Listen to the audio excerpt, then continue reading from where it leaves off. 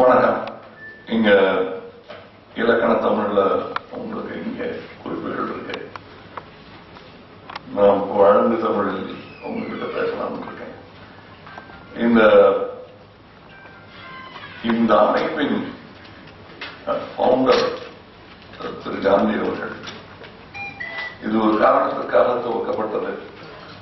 35 வெள்ளையர்கள் இங்கே பணம் வர்த்தகம் இங்கேயே வைத்து செய்து கொள்ளலாம் என்பதை முடிவு செய்த பொழுது நிரந்தரமாக இங்கே தங்குவதற்கான ஏற்பாடுகள் நடப்பதாக தோன்றிய பொழுது அதற்கு மறுகுரலாக இந்திய தொழிற்சாலைகளின் பாதுகாப்புக்காக உருவாக்கப்பட்ட ஒரு இயக்கம் அது. ஒரு தேசிய இயக்கத்துடன் சேர்ந்த ஒரு விஷயம். இன்றும் அது பயன்பட்டுக் கொண்டு வருகிறது. அது தொலைநோக்கின் காரணமாக. நான் இதில் சேர்ந்திருப்பதற்கு கூட காரணம் அரசியல் அல்லாமலும் நான் அவரின் ரசிகன் என்பதனால் இவர்களின் சேவை என்ன என்பதை புரிந்து கொண்டு இவர்களுடன் என்னை இணைத்துக் கொண்டுள்ளனர். இது எல்லா விதமான தொழிலுக்கும் இவர்கள் உதவி செய்தாலும் என்னை பொறுத்தவரை கேளிக்கை மீடியா அண்ட் என்டர்டைன்மெண்ட் என்று சொல்லப்படும் இந்த ஊடகங்கள் பொறுத்தவரையில் எனக்கு ஓரளவு அனுபவம் இருப்பதனால் அவர்களுடைய பலத்தையும் என்னுடைய சிறிய அனுபவத்தையும் ஒன்றாக இணைக்கும் பொழுது சினர்ஜி என்றார்கள். அதில் நல்லது ஏற்படும் என்ற நம்பிக்கையில் அவர்கள் இந்த பொறுப்பை எனக்கு கொடுத்திருந்தார்கள். கடந்த 4 வருடங்களாக தென்னகத்திலும் இது நடந்து வருகிறது. முதலில் மும்பையில் மட்டுமே நடந்து கொண்டிருந்தது. பிற்பாடு கல்கத்தா, இப்பொழுது சென்னையிலும் தென்னகத்திலும் இது நடந்து கொண்டிருக்கிறது. இதனால் ஆய பயன் என்ன என்று கேட்டால் பலரும் கேட்கிறாங்க. இது என்ன பிக்கின்னு பேசுகிறீங்க புரியலையே, என்ன பண்றாங்க அவங்கன்னு கேட்டால் இன்று உங்கள் கண்ணுக்கு தெரியும் சில முன்னேற்றங்களும் உங்களுக்கு தெளிவாக புலப்படாத ஆனால் நமது முன்னேற்றத்துக்கு காரணமாக இருக்கும் பல விஷயங்கள் நடப்பதற்கு ஊக்கியாக முன்னின்று குரல் கொடுத்தவர்களாக பிக்கி இங்கே இருந்திருக்கிறார்கள். உதாரணத்துக்கு இந்த டிஆர்பி முறை என்றெல்லாம் நீங்கள் பார்க்கும் இந்த முறையை அமல்படுத்த வேண்டும் என்று அரசுக்கு உந்தி காரணங்கள் சொல்லி வாதாடி பெற்றுத்தந்த பெருமையும் இது ஒரு இண்டஸ்ட்ரி, இது ஒரு தொழில் என்பதற்கான அந்தஸ்தை சினிமா துறைக்கு வாங்கி கொடுத்ததும் இன்று வரப்போகும் இந்த டிடிஎச் முறைகளுக்கான முன்னேற்பாடுகளும் அதற்கான சீரமைப்புகளும் செய்வதற்கும் சேல்ஸ் டாக்ஸ், ரெவன்யூ டாக்ஸ், எந்த விதமான வாதங்கள் இருந்தாலும் அவையெல்லாம் செய்ய வேண்டும் என்று முன்னெடுத்து வைத்து இண்டஸ்ட்ரி சார்பாக, அதாவது இந்த தொழில் மீடியாவின் சார்பாக டெல்லியில் காதலிலே சென்று நல்லறிவுரைகள் போதும் பலம் இருக்கிறது. இதுதான் இண்டஸ்ட்ரி அடையும் பயன். இவர்கள் அது மட்டுமல்லாமல் எங்கள் குறைகளையும் தேவைகளையும் கேட்டு அங்கு எடுத்துச் சொல்லும் துணிவுடையவர்கள், தொடர்புடையவர்கள். இப்பொழுது அடுத்த கட்ட முயற்சியாக ஸ்கில் செட் டெவலப்மெண்ட் என்பது நீங்கள் எல்லாரும் கேள்விப்பட்டிருப்பீங்க. பிரதம மந்திரி அவர்கள் எல்லா துறைகளிலும் இது வர வேண்டும் என்று சொல்லியிருக்கிறார். முக்கியமாக மீடியா அண்ட் என்டர்டைன்மெண்டில் எனக்கு ஒரு தலைமை பொறுப்பை கொடுத்து அங்கே ஸ்கில் செட் டெவலப் செய்ய வேண்டும். அந்த ஸ்கில் செட் என்று சொல்லும் பொழுது இந்த துறையில் அடிமட்ட தொழிலாளர்கள் பல பேர் இருக்கிறார்கள். அவர்களுக்கு தேவையான பயிற்சிகள் அளிக்கப்படாமல் ஆபத்தான சூழலில் பணிபுரியும் நிலை கூட இருந்து வருகிறது. அதையெல்லாம் மாற்றி சீரான ஒரு பயிற்சி அளிக்கும் ஒரு வழிமுறையாக இது லைஃப் மேக்கப் மேன் எல்லாருக்குமே ஒரு ஆதார வருமானங்கள் தேடும் சிறு சிறு தொழில்கள் பல உள்ளன இந்த துறையின் கீழ்.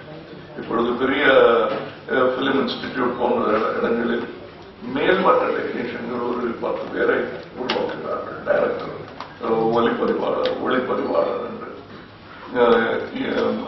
திரைக்கதையாளர் என்று. ஆனால் அடிமட்டத்தில் பிலோ த லைன் என்று சொல்வார்கள். அவர்களுக்கான பயிற்சி எங்கும் இருப்பதாக தெரியவில்லை. ஆக்சுவல் லேர்னிங் கண்டிஷன்ஸ்ல நான் அப்படி கத்துக்கிட்ட அடிப்பட்ட தொழிலாளி தான். ஏன்னா நான் இன்ஸ்டிடியூட் சார்ந்த இன்ஸ்டிடியூட் போக தெரியல எனக்கு. போயிருக்கலாம், பட் அதுக்கான புத்தி வரும்போது சான்ஸ் வந்துச்சு. ஸோ இதை விட்டுட்டு அங்க போறதுக்கு பயமா இருந்துச்சு. ஆனால் நான் கற்றுக்கொண்டதெல்லாம் ஸ்டூடியோவில் எப்படி செய்யணும், கேமரா அசிஸ்டண்டா இருந்த போது சொல்லிக் கொடுப்பாங்க எனக்கு முன்னாடி இருக்கிறவங்க. அவ்வளவுதான், வேலை நடந்துகிட்டே இருக்கும்போது கத்துக்கணும். அதுல பல தவறுகள் நிகழலாம், விபத்துகள் நிகழலாம். அதையெல்லாம் கடந்து இன்று மேடையில் பேசிக் கொண்டிருப்பது ஒரு விதமான அப்படித்தான் சொல்ல வேண்டும். அதையெல்லாம் கடந்து இன்று பல ஸ்கில் டெவலப்மெண்ட்டும் செய்ய காத்திருக்கிறது எம்ஏடிசி. இப்ப இங்க தயாரிப்பாளர் தியாகம் இருக்கிறார். நாங்கள் 3ஆம் முறை என படம் எடுக்கும் பொழுது ஏதோ ஒரு குதர்க்கமான வாதம் சொல்வதாகவும் ஒரு அசட்டுத்தனமான ஒரு விளையாட்டாகவும் நாங்கள் செய்து கொண்டிருப்பதாக இண்டஸ்ட்ரியில் பல பேர் அதை கிண்டல் அடித்தது என் காதலோட நான் கேட்டிருக்கிறேன். பிற்பாடு அது வெற்றி படமான பிறகு அதில் சம்பந்தப்பட்டவர்கள் எல்லாம் கதாநாயகர்கள் ஆகிவிட்டார்கள். அப்படிப்பட்ட ஒரு கதாநாயகன் இருக்கிறார். இன்றும் பேசப்படுகிறது அந்த படம். அதற்கு காரணம் நல்ல பயிற்சி பெற்ற ஒரு இயக்குனர் அதன் தலைமையில் இருந்ததுதான் நான் நினைப்பேன். தயாரிப்பாளர் இவரும் கூட அமெரிக்காவில் பயிற்சி பெற்ற ஒரு பிசினஸ் மேனேஜ்மெண்ட் தெரிந்தவராக இருந்ததனால் என்று நான் நினைக்கிறேன்.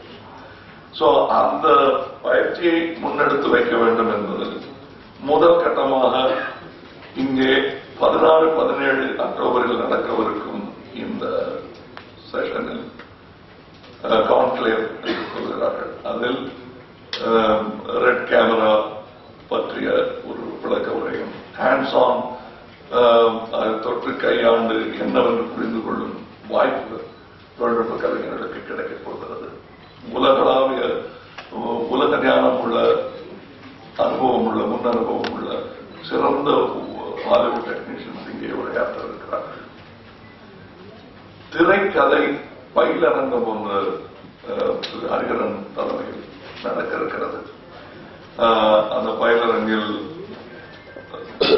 எழுத்தாளர்கள் பலரும் கலந்து கொண்டு அவர்கள் அனுபவங்களையும் அவர்கள் எழுதும் முறைகளையும் பயிற்சி முறைகளையும் முடிந்தவரை அந்த 2 நாளில் எல்லாத்தையும் சொல்லிட முடியாது. பட் ஒரு பிரைமர் சொல்வார்கள், இப்படி எல்லாம் இருக்கிறது என்பதற்கான ஒரு தனி குறிப்பை சொல்லும் ஒரு பயிலரங்கமாக இருக்கும். இன்னும் கற்றுக்கொள்ள எவ்வளவு இருக்கிறது என்பதை பட்டியல் போடும் பயிலரங்கமாக இருக்கும். அது அந்த நிலையில் ஹரிஹரன் சார் இருக்கிறார்கள். சௌரப் சுக்லா என்ற வடநாட்டு எழுத்தாளர் இங்கே வரவிருக்கிறார். குல்சார் அவர்களிடம் அனுமதி கேட்டிருக்கிறோம், கண்டிப்பாக வருகிறேன் என்று சொல்லியிருக்கிறார். அதற்கான அனுராக் கஷ்யப் என்ற இயக்குனர் வந்து பேச இருக்கிறார். ரோஹன் சிப்பி, ரமேஷ் அரவிந்த், சிங்கீதம் ஸ்ரீனிவாசராவ் அவர்களும் திரைக்கதை பற்றி பேச இருக்கிறார்கள். இது ஒரு முக்கியமான பயிலரங்கமாக எனக்கு அந்த பேசும் ஒரு வாய்ப்பு இருப்பது ஒரு இடைஞ்சலாகவே கருதுகிறேன். இருந்து பேசி கேட்க வேண்டிய ஒரு ஆசைதான் எனக்கு அதிகமாக இருக்கிறது. கற்றுக்கொள்ள நிறைய வாய்ப்புகள் அங்கே இருக்கும் என்று நான் நம்புகிறேன். அதாவது ஆக்சுவல் ஹேண்ட்ஸ் ஆன் ஒர்க்கர் இவர்களெல்லாம் ஒரு திரைக்கதையை எழுதி கொண்டிருக்கிறதோ, எழுதி எடுத்து படம் முடித்த தருவாயிலோ அல்லது ஒன்றை உருவாக்கி கொண்டிருக்கும் நிலையிலோ இருக்கும் எழுத்தாளர்கள். ஹேண்ட்ஸ் ஆன் இவர் ஒரு சினிமா பள்ளியை நடத்தி கொண்டிருக்கிறார்.